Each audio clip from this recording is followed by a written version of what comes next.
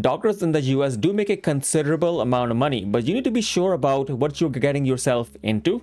Because when you're applying for residency, and if you choose the wrong specialty, not just for the residency standpoint, but also from the fellowship standpoint in the future, then you may end up losing lots of money over the long term. And that could go into millions and millions of dollars. Now we have the latest stats from 2023 and 2022. Just to note, this bright blue color is 2022.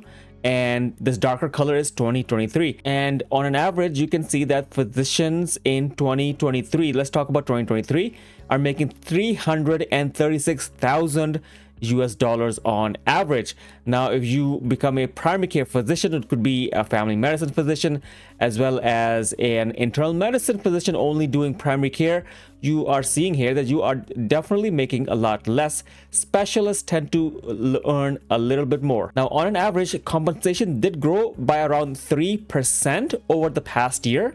Now, of course, we know that inflation in the US was around 5 to 8%. Now, the compensation increase from 2022 to 2023 did not really match the inflation. However, any increases, of course, is welcome. But then going into average annual earnings by specialty. Now, keep in mind that these numbers are for full-time physicians. Now, orthopedics has been on top for many years. And this has been the track record. Orthopedics and plastic surgeons have been the top positioned in specialist pay ranking for the last couple of years.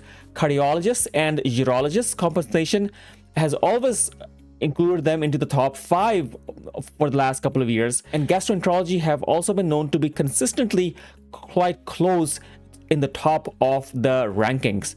Now, the reason being, the more procedural you are, the more money you will likely be making. And we know gastroenterologists, they do scopes, EGDs, colonoscopies, endoscopic ultrasounds. Orthopedic surgeons, of course, perform orthopedic surgeries. Now, if you want to look at the specialties or the residencies that are making the least amount of money, you have pediatrics over here, diabetes and endocrinology. Of course, this is after internal medicine.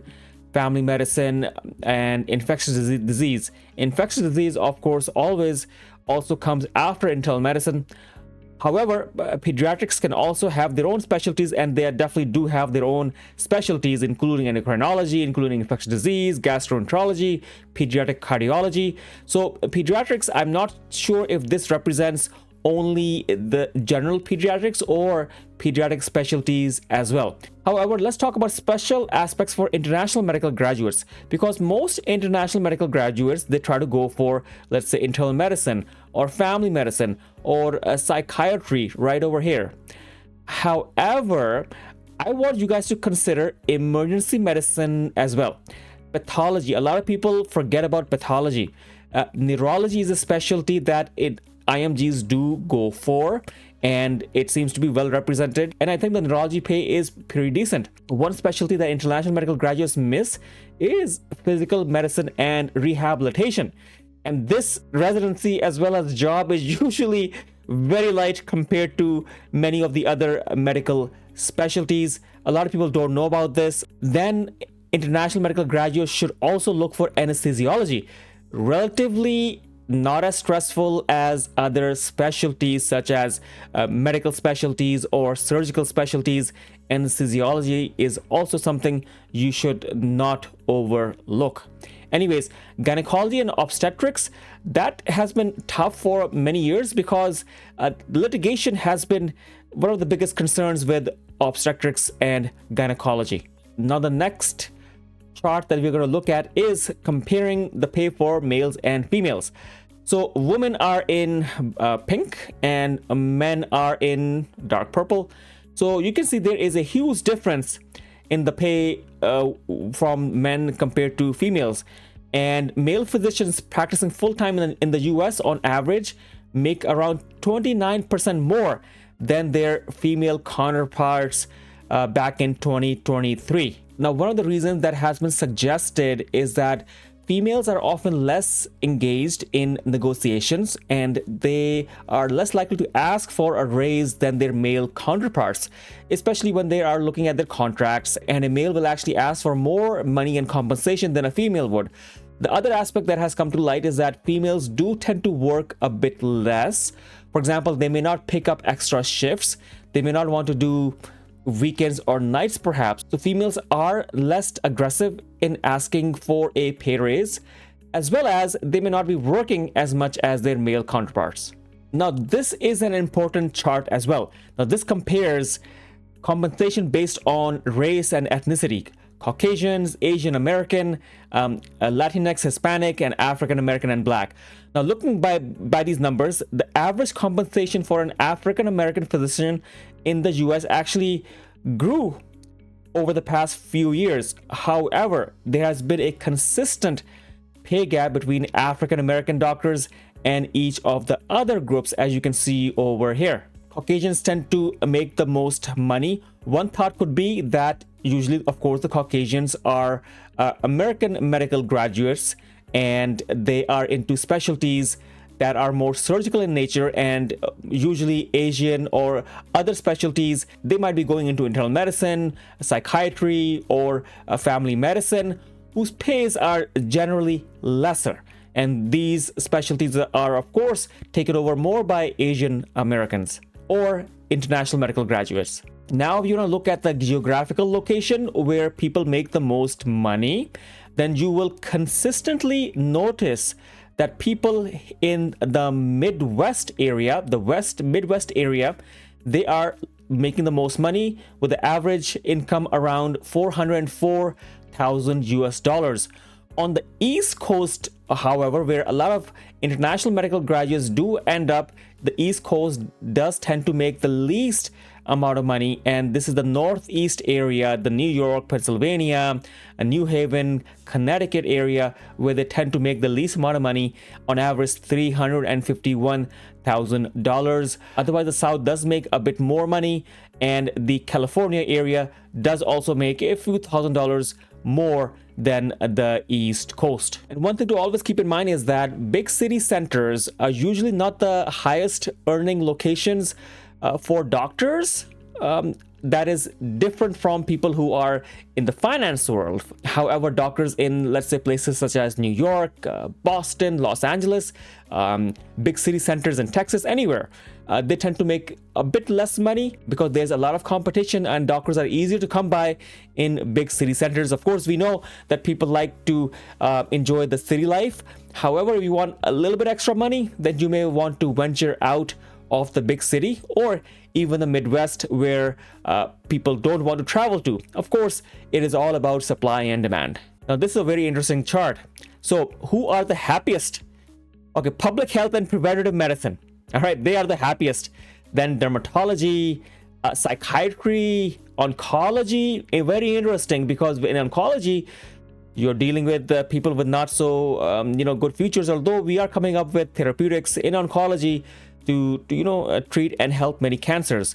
Then neurology, radiology, you are sitting in a room. Of course, you could be doing interventional radiology as well, procedural radiology. They are also pretty happy. Pathology, pathologists are also fairly happy. As I mentioned earlier about physical medicine and rehabilitation, they're also up there in the happiness scale. And then emergency medicine, family medicine, cardiology is right at the center, critical care medicine, and then you can go down the list. So the least happiest, unfortunately, they are infectious disease, and you can see diabetes and endocrinology. Ophthalmology, that is interesting to note, because ophthalmologists do earn a significant amount of money, and normally it is a clinic practice, so your lifestyle is actually pretty good. So this is fairly interesting why ophthalmology is in this list.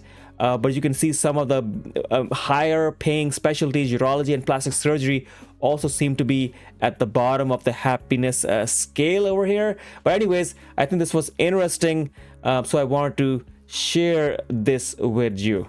Now, this chart is comparing pay for employed versus self-employed doctors. Now, it is a common fact in the US that fewer and fewer doctors are self-employed, and big medical centers and hospital systems are actually buying physician practices, and self-employment in the physician community has been on the decrease for quite some time. And one of the reasons is that being self-employed may currently pay you a bit more money. However, the gap of the income between self-employed and employed by a hospital system, the gap in the pay is actually closing in, because being self-employed, running your own practice, has its benefits. You are your own boss. Nobody's telling you what to do. However, this is becoming less lucrative compared to what it was before. And you can see here, self-employed are making more money. Let's say in 2023, they are averaging $391,000, and the employed, they're averaging $353,000. So there is around a $40,000 gap over here. Of course, it could come with some headache. However, this is a good stat to know, and what you want to do for yourself in the future, if you want to be self-employed or employed by a hospital system. Hey, this is something for you to know. And if you want a few extra bucks and you want independence, it's totally up to you. And you're able to and willing to have a boss, or maybe have a group of people to work with, maybe employment is the way to go. All right, hopefully this was helpful, and hopefully this helps you decide upon which residency you want to go into, which specialty you want to go into for fellowship. Hopefully this helps. And let me know if the happiness scales and charts and the pay levels that I showed you in this video, were they representative of what you are experiencing? Let me know in the comments below. And which specialty have you joined and why? Let me know in the comments below as well. Thank you so much, Dr. Omar Khan. See you in the next video. You need some more help looking to connect, then I will have links in the description. And you can probably find my 25 questions and answers, a PDF. Gives you the questions and the answers, and you can practice on your own. You need further help, you can check the link in the description as well.